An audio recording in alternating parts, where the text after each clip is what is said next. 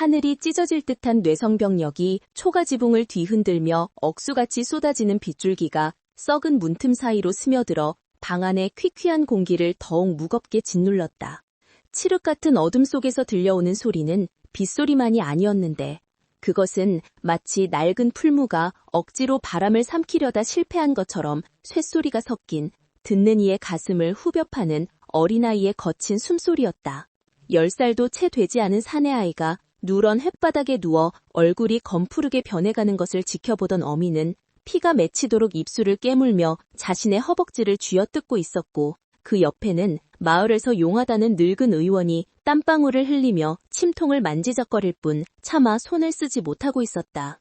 의원은 떨리는 목소리로 고개를 저으며 이미 사기가 목구멍을 꽉 막아 숨길이 끊어지기 직전이니 인력으로는 어찌할 도리가 없소. 마음의 준비를 하시는 게 좋겠소. 라고 말하며 뒷걸음질 쳤다. 그 말은 어미에게 사형선고나 다름없었기에 여인은 짐승 같은 울음소리를 토해내며 아이의 가슴팍에 얼굴을 묻었다. 그 순간 닫혀있던 문짝이 부서질 듯 거칠게 열리며 차가운 비바람이 방 안으로 거세게 몰아닥쳐 호롱불이 위태롭게 일렁였다. 폭풍우를 둥지고 선 그림자는 기이할 정도로 키가 컸고 머리부터 발끝까지 빗물과 진흙으로 얼룩진 하얀 무명옷을 걸치고 있어 마치 저승에서 온 사자처럼 보였다. 방 안에 있던 사람들은 공포에 질려 숨조차 쉬지 못했는데 그 낯선 침입자는 주저함 없이 성큼성큼 아이에게 다가와 품 안에서 번쩍이는 은색 가죽 가방을 꺼내들었다. 늙은 의원이 내 이놈 여기가 어디라고 감히 행패를 부리느냐 라고 호통을 쳤으나 하얀 옷의 이방인은 그를 거들떠보지도 않고 가방을 펼쳤다. 그 안에는 조선 팔도 어디에서도 본 적 없는 기이하게 굽은 쇠붙이들과 날카로운 칼날들이 차가운 광채를 뿜어내며 가지런히 정렬되어 있었다. 이방인은 젖은 두건 사이로 비키시오. 아이의 목을 열지 않으면 지금 당장 죽소. 라는 어눌하지만 서리빨 같은 위험이 서린 조선말을 내뱉었다. 어미는 아이의 몸에 칼을 대려 하는 이 낯선 자를 막으려 했으나 이방인의 소나귀 힘은 장정보다 강했고 눈빛은 바위처럼 흔들림이 없었기에 감히 저항할 수 없는 압도적인 기온에 눌리고 말았다. 이방인은 재빠르게 아이의 턱을 들어올리고는 가느다란 은빛 칼날을 아이의 목 정중앙 울대뼈 아래에 오목한 곳에 갖다 대었는데 그 손놀림은 춤을 추듯 유려하면서도 한치의 오차도 허용하지 않는 정교함 그 자체였다. 늙은 의원이 미친 짓이다. 산 사람의 목구멍을 째다니 이는 살인이다. 라고 비명을 질렀지만 이미 칼날은 아이의 살을 파고들고 있었다. 붉은 선혈이 솟구쳐 이방인의 하얀 소매를 적셨고 보는 이들은 경악하여 눈을 질끈 감았으나 이방인은 눈 하나 깜짝하지 않고 벌어진 상처 사이로 가느다란 은관을 꽂아 넣었다. 그 순간 막혀있던 둑이 터지듯 휘히익하는 소리와 함께 아이의 가슴이 크게 부풀어 오르며 시원한 공기가 폐부 깊숙이 빨려 들어가는 기적 같은 일이 벌어졌다. 검푸르게 죽어가던 아이의 얼굴에 희미하게 혈색이 돌아오고 규칙적인 숨소리가 들리기 시작하자 방 안을 가득 채우던 죽음의 공포는 순식간에 경이로움으로 바뀌었다. 이방인은 그제야 긴장이 풀린 듯 기큰 한숨을 내쉬며 땀과 빗물로 범벅이 된 이마를 닦기 위해 머리에 쓰고 있던 두건을 거칠게 벗어던졌다. 다시 살아난 호롱불 빛 아래 드러난 그 얼굴은 방 안에 있던 모든 사람을 또 다른 충격으로 몰아넣기에 충분했는데 그것은 조선 사람의 얼굴이 아니었다. 창백하리 많지 하얀 피부, 높게 솟은 콧날, 그리고 무엇보다 밤하늘의 별조차 삼켜버릴 듯 깊고 투명한 푸른색 눈동자가 빛나고 있었기 때문이다. 어미는 아이를 살려준 은인이 인간이 아닌 서역의 요괴라 생각하여 몸을 떨었으나 아이의 평온한 숨소리를 듣고는 이내 바닥에 엎드려 사람이든 귀신이든 제 아이를 살려주셨으니 그저 감사할 따름입니다. 라며 오열했다. 소문은 발 없는 말이 되어 천리를 간다 했던가? 그날 밤의 기이한 사건은 날이 밝기도 전에 빗물에 섞여 마을 전체로 퍼져나갔다. 사람들은 그녀를 존선이라 불렀는데 누군가는 그녀가 서역 만리 밖에서 날아온 신선이라 했고 누군가는 사람의 배를 가르고 장기를 꺼내는 끔찍한 마녀라고 수군거렸다. 그녀가 머무는 곳은 마을 외곽에 허물어져 가는 당산나무 아래 임시로 지은 천막이었는데 그곳에는 밤낮을 가리지 않고 썩어 문드러진 상처를 가진 병자들이 몰려들었다. 그들은 대부분 돈이 없어 의원에게 갈 수 없거나 역병이라 하여 가족에게조차 버림받은 천하고 불쌍한 이들이었다. 존선은 그들의 고름을 입으로 빨아낼 듯 정성스럽게 닦아주었고 낯선 쇠붙이로 썩은 살을 도려내며 알 수 없는 언어로 기도를 올리곤 했다. 마을의 양반들과 유지들은 그녀의 존재가 마을의 격을 떨어뜨리고 재앙을 불러올 것이라며 관아에 고발장을 넣었지만 정작 죽음의 문턱에서 살아 돌아온 백성들에게 그녀는 살아있는 부처이자 유일한 희망의 등불이었다. 어느 날 존선의 천막 앞으로 화려한 가마가 아닌 낡은 삿갓을 쓴 한 사내가 찾아왔는데 그는 멀리서 존선이 문둥병 환자의 손을 잡고 밥을 먹여주는 모습을 오랫동안 지켜보았다. 존선은 자신의 하얀 옷이 피고름으로 얼룩지는 것을 전혀 개의치 않았으며 오히려 환자가 미안해하며 몸을 움츠리자 서툰 조선말 솜씨로 아프지 않소, 당신도 귀한 사람이오 라고 말하며 환자의 눈물을 닦아주었다. 삿갓을 쓴 사내는 그 모습을 보며 주먹을 꽉 쥐었는데 그의 눈가에는 알 수 없는 뜨거움이 차올랐다. 그는 조선의 법도와 신분질서가 철저히 지배하는 이 땅에서 오직 생명 그 자체만을 존중하는 이 푸른 눈의 이방인에게서 난생 처음 느껴보는 거대한 충격을 받았다. 하지만 평화로움도 잠시 관아의 포졸들이 몽둥이를 들고 들이닥쳐 요망한 서영년이 백성들을 홀리고 있다며 천막을 부수기 시작했고 병자들은 비명을 지르며 흩어졌다. 존선은 포졸들이 휘두르는 몽둥이 앞을 가로막으며 병자들을 등 뒤로 숨겼다. 포졸대장이 그녀의 멱살을 잡고 네 년이 감히 관군의 일에 참견하느냐 당장 끌어내어 옥에 쳐넣으라고 고함을 쳤지만 존선의 푸른 눈은 두려움 없이 대장의 눈을 똑바로 응시했다. 병자를 때리는 것은 짐승만도 못한 짓이오. 나를 잡아가되 이들은 놔두시오. 그녀의 목소리는 낮지만 단호했고 그 기세에 눌린 포졸대장이 흠칫하며 뒤로 물러설 때였다. 갑자기 하늘이 무너지는 듯한 천둥소리와 함께 억수 같은 비가 다시 쏟아지기 시작했고 흙탕물 위로 피 섞인 물이 흘러내리는 아수라장 속에서 존선은 묵묵히 쓰러진 병자를 일으켜 세웠다. 그녀의 하얀 옷은 이제 진흙과 피로 뒤범벅이 되어 본래의 색을 잃었으나 빗속에 서 있는 그녀의 모습은 그 어떤 고귀한 왕족보다도 성스러워 보였다. 이것은 단순한 의술이 아니라 썩어가는 조선의 환부에 들이대는 날카로운 메스와도 같은 도전이었다. 비극은 예고 없이 찾아오는 법. 마을에는 며칠 전부터 원인을 알 수 없는 괴질이 돌기 시작했고 사람들은 피를 토하며 죽어나갔다. 관아에서는 성문을 걸어 잠그고 병자들을 성 밖으로 내쫓아 굶어 죽게 만드는 잔인한 방책을 내놓았는데 이는 존선이 머무는 천막촌이 거대한 시체 구덩이가 된다는 것을 의미했다. 밤이 깊어질수록 신음소리는 높아져만 갔고 존선은 잠시도 쉬지 않고 약을 다리고 침을 놓았지만 혼자의 힘으로는 역부족이었다. 밀려드는 환자들 속에서 그녀의 손끝은 떨리기 시작했고 약초는 바닥을 드러내고 있었다. 바로 그때 어둠 속에서 누군가 헐떡이며 달려와 존선 의원님, 성 안의 높은 나리께서 위독하십니다. 제발 살려주십시오. 라고 외치며 무릎을 꿇었다. 하지만 그 병사는 그녀를 모셔가려는 것이 아니라 성 밖의 역병이 성 안으로 번지는 것을 막기 위해 존선을 비롯한 모든 병자를 불태워 죽이라는 명령을 받고 갈등하고 있었던 것이다. 생명과 죽음, 자비와 잔혹함이 교차하는 이 절체절명의 순간, 존선의 푸른 눈은 흔들리는 촛불처럼 위태롭게 타오르고 있었다. 한양 도성박 심리, 버려진 땅이라 불리는 수구문 밖은 그야말로 아비규환의 생지옥이 따로 없었으니 썩어가는 시체 냄새가 진동하여 날아다니던 까마귀조차 헛구역질하며 땅으로 곤두박질 칠 지경이었다. 성문은 굳게 닫혀 거대한 빗장으로 잠겨 있었고 성벽 위에는 창을 든 군졸들이 서슬퍼런 눈으로 아래를 내려다보며 개미새끼 한 마리도 얼씬거리지 못하게 감시하고 있었는데 이는 역병이 도성 안으로 번지는 것을 막기 위한 조정의 비정한 처사였다. 성 밖으로 쫓겨난 백성들은 거적대기를 뒤집어 쓴 채 진흙탕 속에 널브러져 있었고 뼈만 앙상하게 남은 손을 허공으로 뻗으며 물 한 모금을 애타게 찾았으나 돌아오는 것은 매몰찬 바람소리와 빗물 섞인 흙탕물뿐이었다. 하늘마저 버린 듯 검은 먹구름이 낮게 깔려 세상을 짓누르고 있었고 곳곳에서 피를 토하며 쓰러지는 소리와 끊어질 듯 이어지는 신음소리가 뒤섞여 마치 원귀들의 통곡소리처럼 들려왔다. 그 참혹한 광경은 사람의 마음을 가진 자라면 차마 눈뜨고 볼 수 없는 처참함 그 자체였으나 저 멀리 언덕 위에 자리 잡은 관아의 관리들은 비단 수건으로 코를 틀어막으며 그저 더러운 벌레를 보듯 멸시의 눈초리를 보낼 뿐이었다.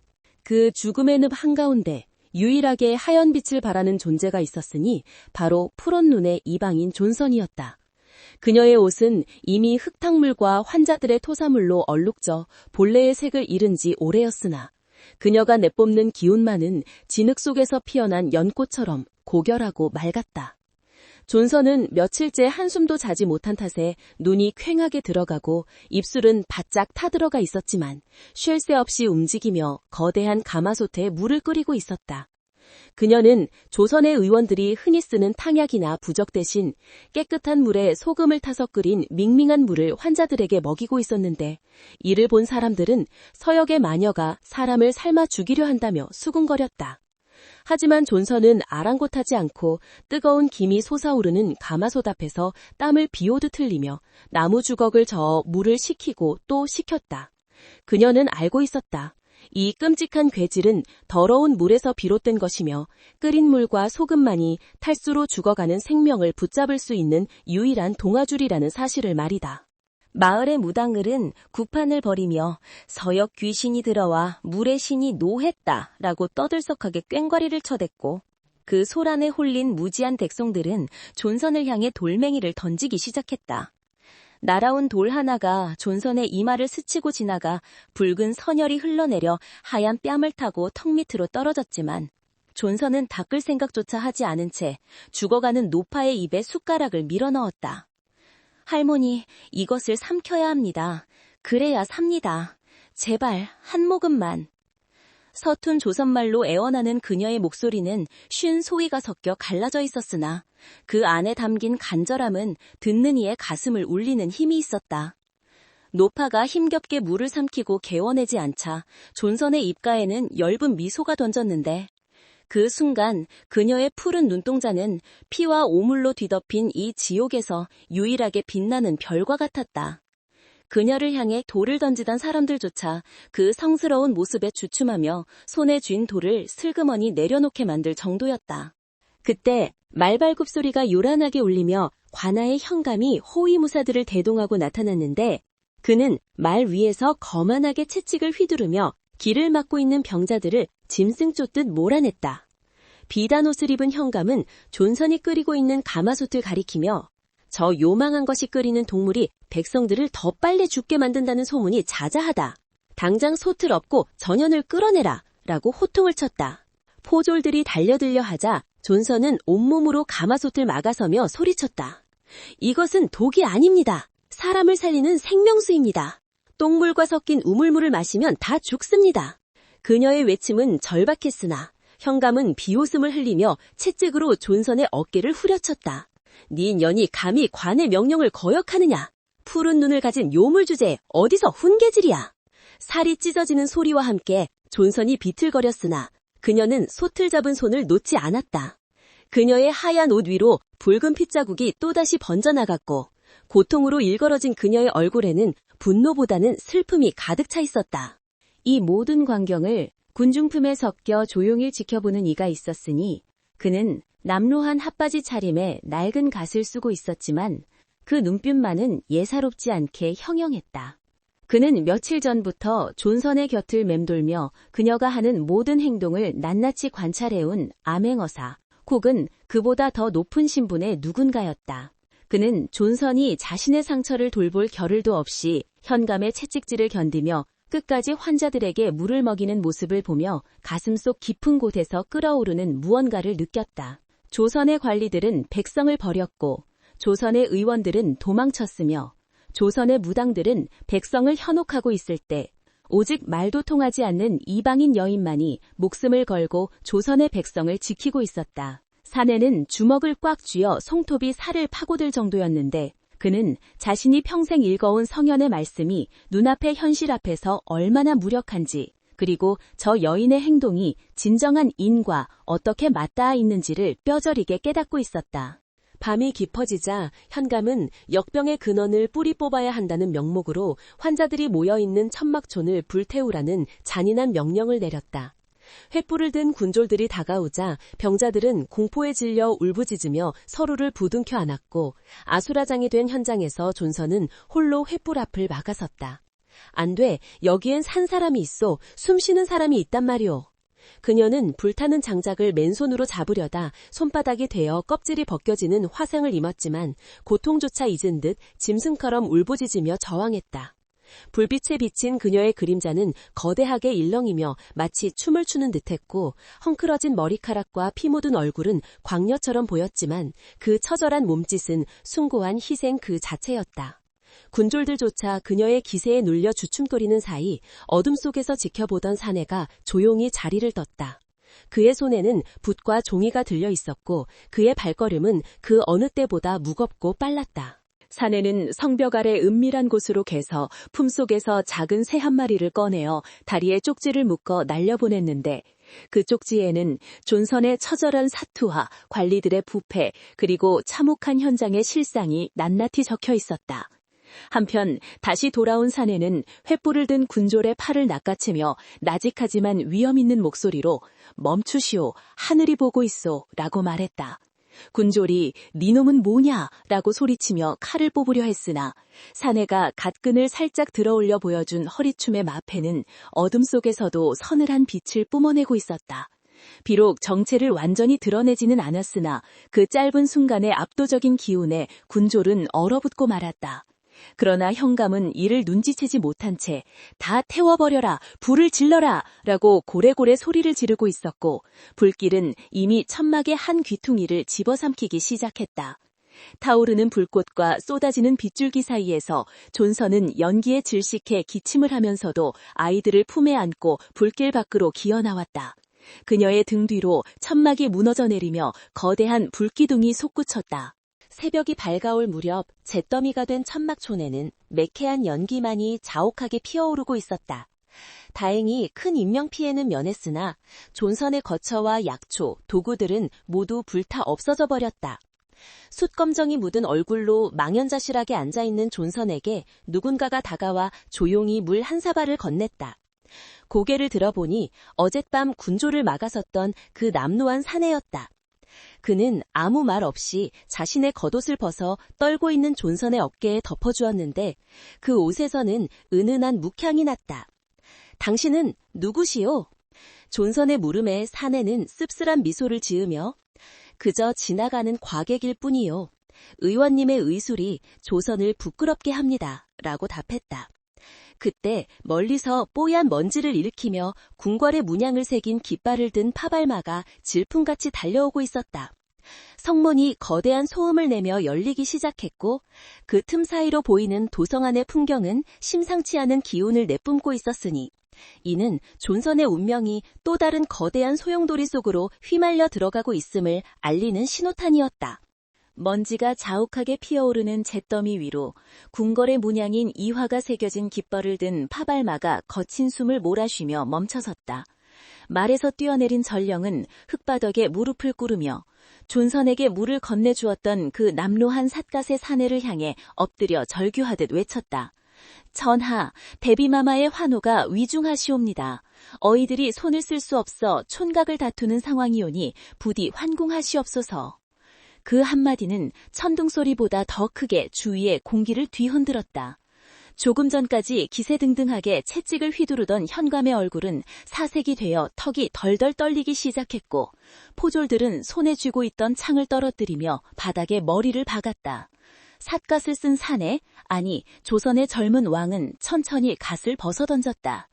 비에 젖고 흙투성이가 된 그의 용 안에서는 서슬퍼런 분노와 깊은 슬픔이 동시에 일렁이고 있었는데 그 눈빛은 감히 누구도 마주할 수 없을 만큼 차갑고 날카로웠다. 왕은 떨고 있는 현감을 내려다보며 나직이 그러나 뼈에 사무치는 목소리로 말했다. 내 놈은 짐의 백성을 역병이라는 이름의 불길 속에 가두고 태워 죽이려 했다. 짐이 직접 보지 않았다면 이 참혹한 지옥도를 어찌 믿을 수 있었겠느냐. 현감은 전하 죽여주시옵소서 라며 머리를 땅에 찧어 피가 흘렀지만 왕은 그를 외면하고 존선에게로 발걸음을 옮겼다. 존선은 왕의 정체가 밝혀졌음에도 불구하고 놀라거나 당황하는 기색 없이 여전히 화상을 입은 아이의 팔에 붕대를 감는 일에만 열중하고 있었다. 그녀에게 있어 눈앞에 고통받는 생명은 왕의 권위보다 더 시급하고 중대한 것이었기 때문이다. 왕은 그 모습을 보며 기이한 전율을 느꼈다. 천하가 자신의 발 아래 엎드리는 순간에도 오직 이 푸른 눈의 여인만이 자신을 왕이 아닌 그저 한 명의 인간으로 대하고 있었던 것이다. 그대, 이름이 무엇인가? 왕이 물었다.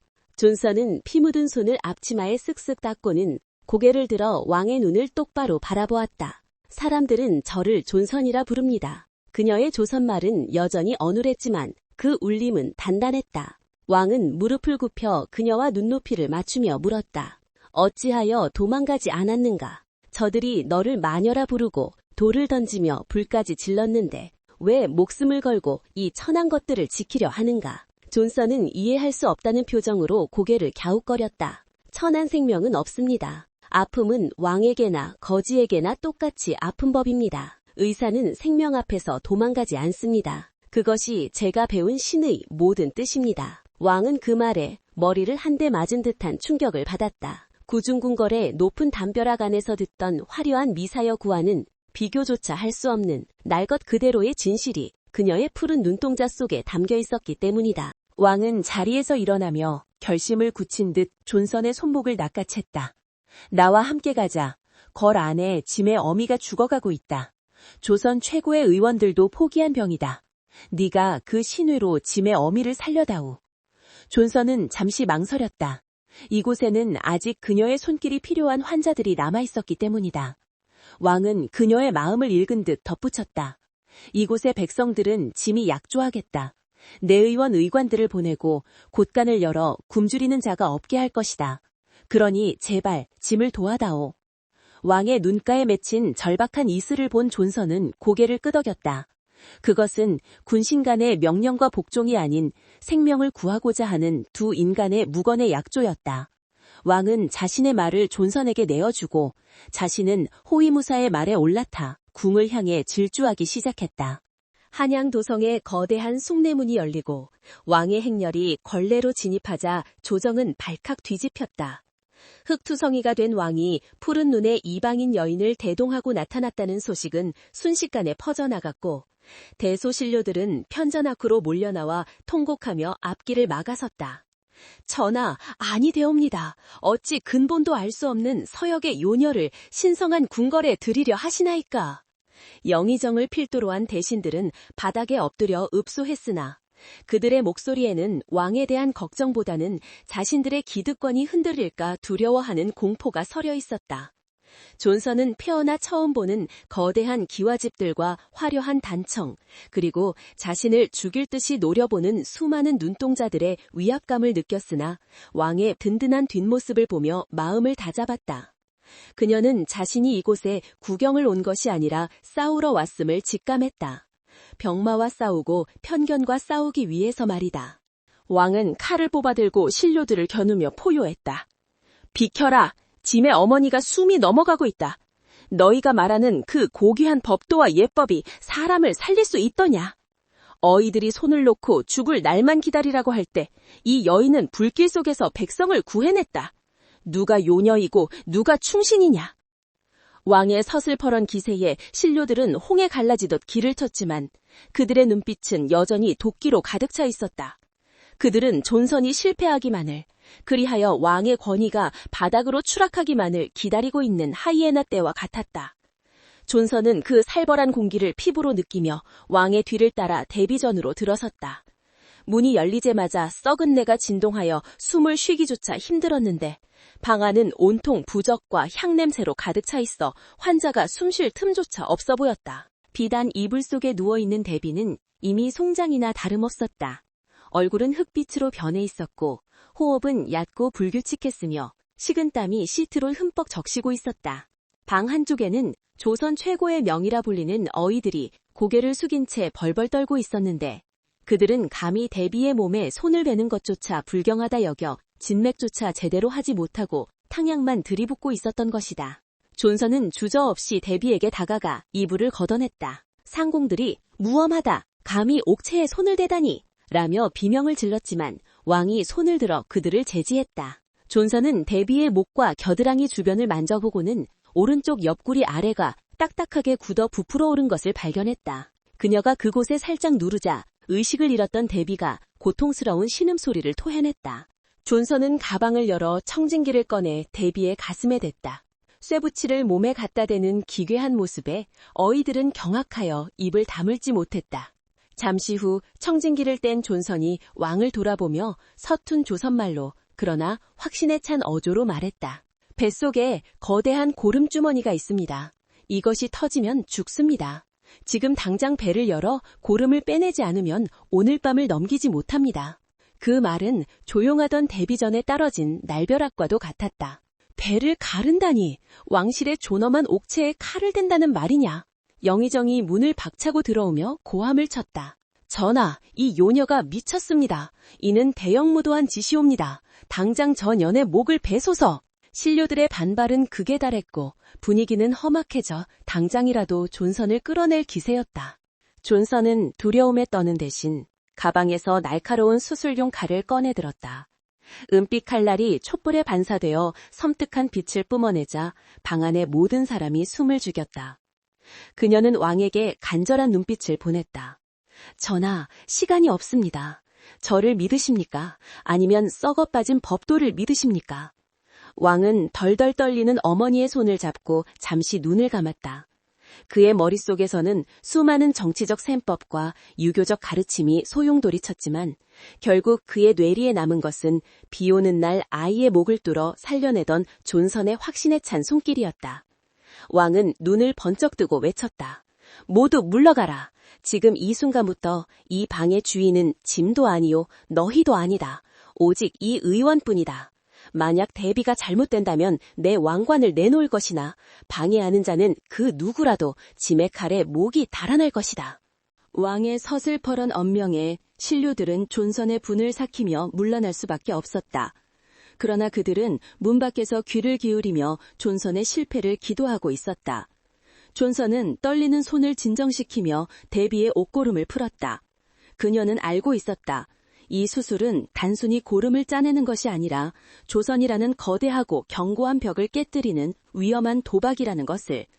그녀는 알코올 램프에 칼날을 달구며 깊은 숨을 들이켰다. 뜨거운 불꽃 위로 피어오르는 열기는 마치 그녀의 운명을 예고하는 듯했다. 이제부터 벌어질 일은 조선 역사상 전무후무한 금기를 넘어서는 생명의 춤사위가 될 것이었다. 문 밖의 빗소리는 더욱 거세졌고 칼날이 대비의 피부에 닿기 직전 긴장감은 팽팽하게 당겨진 활시위처럼 끊어질 듯 위태로웠다. 대비 전 안은 숨소리조차 들리지 않을 만큼 무거운 침묵이 감돌았는데 오직 타오르는 촛불의 심지가 톡톡 터지는 소리와 밖에서 들려오는 거센 빗소리만이 이 공간이 현실 세계의 존재함을 알리고 있었다.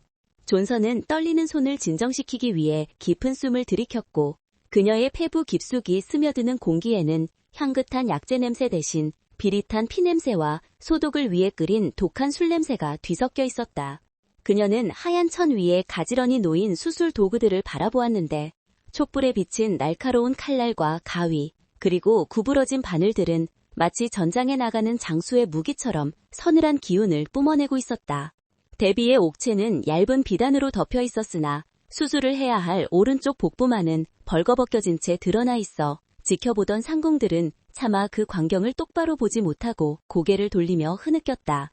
존선은 조선의 국모라 불리는 여인의 몸에 칼을 대는 것이 얼마나 큰 금기를 깨는 일인지 뼈저리게 느끼고 있었으나 지금 그녀의 눈앞에 있는 것은 고귀한 왕족이 아니라 고통에 신음하는 한 명의 환자일 뿐이었다. 시작하겠습니다. 존선의 짧은 한마디가 떨어지자마자 그녀는 망설임 없이 은색 메스를 집어들고 팽팽하게 부풀어 오른 대비의 복부에 갖다 대었다. 쓱 하는 섬뜩한 소리와 함께 하얀 피부가 갈라지며 붉은 선혈이 솟구쳐 올랐고 이를 지켜보던 제조상궁은 악 하는 비명과 함께 그 자리에서 혼절하여 바닥으로 쓰러졌다. 피 비린내가 진동하자 방 안의 공기는 더욱 공포스럽게 변했고 다른 라인들은 입을 틀어막고 주저앉아 벌벌 떨었다. 하지만 존슨은 눈 하나 깜짝하지 않고 거즈로 피를 닦아내며 상처를 더욱 깊게 벌렸는데 그녀의 푸른 눈동자는 마치 먹잇감을 노리는 매처럼 집중하고 있었다. 피부 아래의 근육을 가르고 복막을 열자 마침내 썩어가는 냄새가 확 풍겨나왔는데 그것은 시궁창 냄새보다 더 역하고 지독하여 방 안에 있던 모든 사람이 구역질을 할 정도였다. 뱃속 깊은 곳, 맹장 끝에 매달린 주먹만한 고름주머니가 검붉게 변해 금방이라도 터질 듯 위태롭게 박동하고 있었던 것이다. 한편 굳게 닫힌 대비전 문 밖에서는 영의정을 비롯한 대신들이 빗속에 엎드려 통곡하며 왕을 압박하고 있었다. 전하, 어찌하여 요녀에게 국모의 옥체를 난도질하게 하시나이까. 지금이라도 문을 부수고 들어가 전연의 목을 베어야 하옵니다. 그들의 목소리는 빗소리에 섞여 더욱 처절하게 들려왔고 일부 과격한 무관들은 칼을 뽑아들고 당장이라도 문을 박차고 들어갈 기세였다. 왕은 문 앞에 홀로 서서 손에 쥔 검의 자루가 부서질 듯 꽉 움켜쥐고 있었다.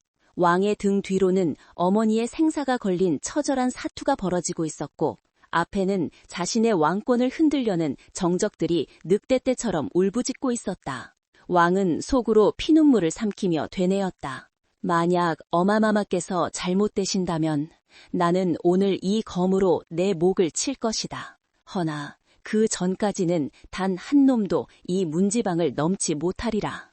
왕의 결연한 눈빛은 번개보다 더 매섭게 번뜩였고 그 서슬퍼른 살기에 눌린 군졸들은 감히 앞으로 나서지 못하고 주춤거렸다. 다시 방 안 상황은 긴박하게 돌아가고 있었는데 존선이 고름주머니를 제거하려는 찰나 데비가 고통을 이기지 못하고 몸을 심하게 뒤틀기 시작했다. 마취라고는 독한 술을 몇 모금 마신 것이 전부였기에 생사를 찢는 고통은 무의식 중에도 뼈에 사무쳤을 것이다. 잡으시오, 팔다리를 꽉 누르시오. 존선이 다급하게 소리치자 겁에 질려있던 상궁들이 울면서 달려들어 데비의 사지를 눌렀다. 마마, 조금만 참으소서. 제발 살아만 주소서. 상궁들의 눈물방울이 데비의 얼굴 위로 떨어졌고 존선은 식은땀이 비오듯 쏟아지는 이마를 어깨로 훔쳐내며 다시 칼을 잡았다. 손끝이 조금만 미끄러져도 장기가 파열되어 돌이킬 수 없는 강을 건너게 되는 절체절명의 순간이었다. 존선은 마음속으로 알 수 없는 신에게 기도를 올리며 신중하게, 아주 신중하게 썩은 부위와 정상 조직 사이의 경계에 가위질을 했다. 툭 하는 느낌과 함께 고름주머니가 떨어져 나왔고 그 순간 노란 고름이 봇물 터지듯 쏟아져 나와 쟁반을 가득 채웠다. 지독한 악취가 방안을 가득 메웠지만 그것은 역설적이게도 생명의 냄새였다. 독소가 빠져나간 자리를 깨끗한 물과 술로 씻어내자 검게 죽어가던 장기들이 서서히 본래의 선홍빛을 되찾기 시작했다. 존슨은 안도의 한숨을 내쉬며 바늘에 실을 꿰었다. 이제 열린 배를 다시 닫아야 할 시간이었다.